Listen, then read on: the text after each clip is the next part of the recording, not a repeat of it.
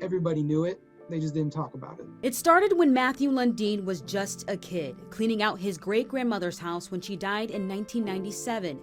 Inside, he found his great-grandfather's accomplishments in the early 1900s, Charles Brookins Jr.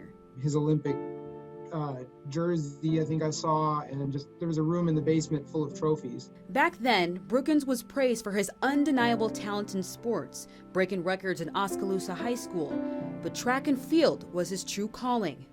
The University of Iowa lists Brookins as the first Iowa athlete to hold a world record in events like the 40-yard dash in 1922, 220-yard low hurdles in 1923, and 400-meter hurdles in 1924.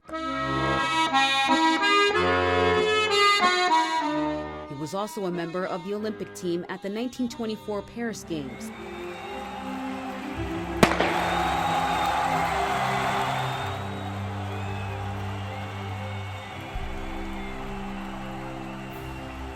This is him finishing second in Paris. Lundeen says he was later disqualified.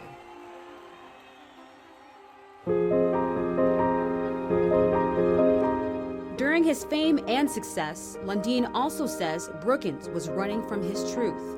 Ancestry.com and this U.S. Census gave him his first clue. Basically, it all came down to I was just going through the data that each census gives you, and next to his name and his family's name was the letter B, which I figured out. At first, I thought it was a mistake, but I figured out it meant black.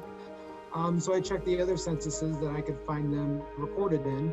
And it either had a B next to their names or it had an M for the outdated racist term mulatto. Newspaper outlets often called him out, even though he passed as white.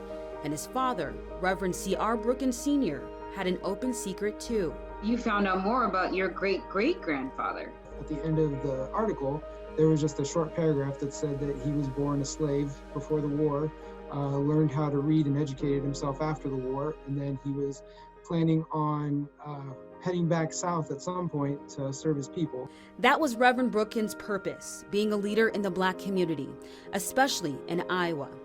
Lundeen has been investigating where the former slave from a Charlottesville plantation died. So far, he narrowed it down to El Paso, Texas in 1908, the last state to end something he was familiar with, slavery.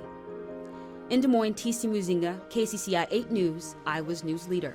And there was newspapers accounts of him. And so he made his way to Iowa in about 1880, he had been ordained as a minister